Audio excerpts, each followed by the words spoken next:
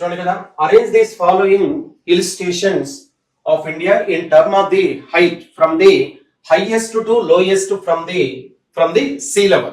చూడండి ఇక్కడ అయితే సముద్ర మట్టం నుంచి ఎత్తుని ఆధారంగా చేసుకుని ఎక్కువ నుంచి తక్కువకు వేసవి విడుదలను అమర్చండి.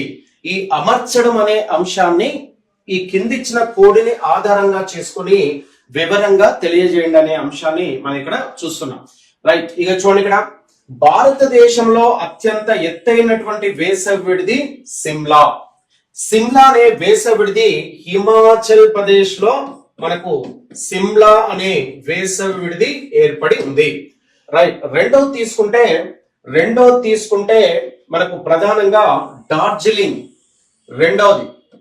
రెండవ ఎత్తైన వేసవి విడిది డార్జిలింగ్. ఇది వెస్ట్ బంగాల్లో మనకు ప్రధానంగా డార్జిలింగ్ అనే రెండవ వేసవి విడిది. అదే విధంగా మనకు ప్రధానంగా తీసుకుంటే మనకు ముస్సోరీ శ్రేణి, ఇది మూడవది ముస్సోరీ అనేది హిమాచల్ ప్రదేశ్ మన ఉత్తరాఖండ్ ముస్సోరీ అనే వేసవి విడిది. ఇక నాలుగోది తీసుకుంటే ఊటీ, ఇది తమిళనాడు రాష్ట్రంలో ఊటీ అనే వేసవి విడిది ఉంది. రైట్, ఇక చూడండి ఇక్కడ ఆన్సర్ లో మనకు ప్రధానంగా అత్యంత ఎత్తైన వేసవి విడిది సిమ్లా, ఇది హిమాచల్ ప్రదేశ్ లో ఉంది. రెండవ ఎత్తైనది ఎత్తుని ఆధారంగా చేసుకుని రెండవ ఎత్తైనది డార్జిలింగ్ వేసవి విడిది. మూడోది ముస్సోరీ వేసవి విడిది, ఇది ఉత్తరాఖండ్ లో ఉంది. ఊటీ అనే వేసవి విడిది తమిళనాడు రాష్ట్రంలో మనకు ప్రధానంగా కనబడుతుంది. రైట్, ఇక చూడండి ఇక్కడ ఇది రెండవది, మనకు నాలుగోది అంటే మనకు ప్రధానంగా according to the height this code is a majorly answer, it is a correct answer 2413 అంటే డి మనకు ప్రధానంగా ఇక్కడ ఆన్సర్ గా ఉంటుంది. ఓకే, ఇవన్నీ కూడా మనకు వివిధ పర్వత వ్యవస్థలపై ఉన్నటువంటి అతి ప్రధానమైన వేసవి విడుదలు. Right, there are given the two list, one is the least 1, least 2, so that correct the answer using the code is given below the list. చూడండి ఇక్కడ లీస్ట్ 1 ఇచ్చాడు, లీస్ట్ 2 ఇచ్చాడు. లీస్ట్ 1 లో నాలుగు అంశాలు ఇచ్చాడు, లీస్ట్ 2 లో కూడా 4 ఇచ్చాడు. ఈ లీస్ట్ 1 లో రాష్ట్రాలు ఇచ్చాడు, లీస్ట్ 2 లో హైయెస్ట్ పీక్ అంటే ఎత్తైన శిఖరాలను ఇక్కడ ఇవ్వడం జరిగింది. Here given the two list, so in first list they are the given the state, second list they are the given the peaks అంటే శిఖరాలు. సో జాబితా 1 జాబితా 2 లో మనకు 2 జాబితాలు ఇచ్చాడు. ఒకటో జాబితాలో రాష్ట్రాలు ఇచ్చాడు, రెండో జాబితాలో మనకు ఈ శిఖరాలను ఇవ్వడం జరిగింది. ఈ అంశాల్లో మనకు ప్రధానంగా ఏ శిఖరాలు ఏ రాష్ట్రంలో ఉన్నాయన్న అంశాన్ని మనం ఇక్కడ గుర్తించాలి. ఇక చూడండి ఇక్కడ ప్రధానంగా కేరళలో అత్యంత ఎత్తైన శిఖరం, అదే విధంగా కేరళలో ఉన్న ఎత్తైన శిఖరము అనైముడి అంటారు. అంటే కేరళ రాష్ట్రంలో ఉన్న ఎత్తైన శిఖరము అనైముడి. అదే విధంగా దక్షిణ భారతదేశంలోనే అత్యంత ఎత్తైనటువంటి శిఖరము అనైముడి.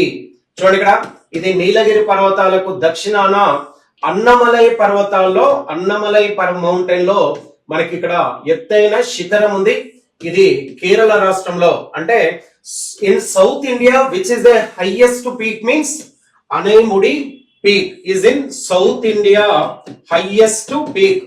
దక్షిణ భారతదేశంలోనే అత్యంత ఎత్తైన శిఖరం, అదేవిధంగా కేరళ రాష్ట్రంలో కూడా అత్యంత ఎత్తైన శిఖరము అనైముడిగా పిలుస్తూ ఉంటారు. రైట్, ఇక నాగాలాండ్ లో మనకు ఎత్తైన శిఖరము సారామతి శిఖరము. ఇక్కడ చూడండి, ఇక్కడ కేరళ రాష్ట్రంలో ఇది మనకు ప్రధానంగా 3వ ఆప్షన్ కరెక్ట్ అవుతుంది. అదే విధంగా నాగాలాండ్ 4వ ఆప్షన్ గా మనకు పిలుస్తారు. నాగాలాండ్ లో మనకు ప్రధానంగా ఇక్కడ చూడండి, ఇక్కడ నాగాలాండ్ అంటే ఈశాన్య రాష్ట్రాల్లో అరుణాచల్ ప్రదేశ్, నాగాలాండ్, అస్సాం, అదే విధంగా మణిపూర్, మేఘాలయ, త్రిపుర, మిజోరాం ఈ 7 రాష్ట్రాల్లో మనకు ప్రధానంగా పూర్వాంచల్ పర్వతాలు ఉంటాయి. అంటే భారతదేశానికి ఈశాన్య దిశలో మనకు పూర్వాంచల్ పర్వతాలు ఉన్నాయి. ఈ పూర్వాంచల్ పర్వతాల్లో అత్యంత ఎత్తైన శిఖరంగా సారామతి శిఖరాన్ని పిలుస్తారు. ఇది నాగాలాండ్ లో ఉంది. So there are on northeastern side there are the 7 states are there. In that 7 states there are these different type of the Purvanchal mountains are extended in 7 states. In Purvanchal, which is the highest peak, means Saramati peak, which is in Nagaland. This is a Naga hills are there. And in Nagaland, Naga hills.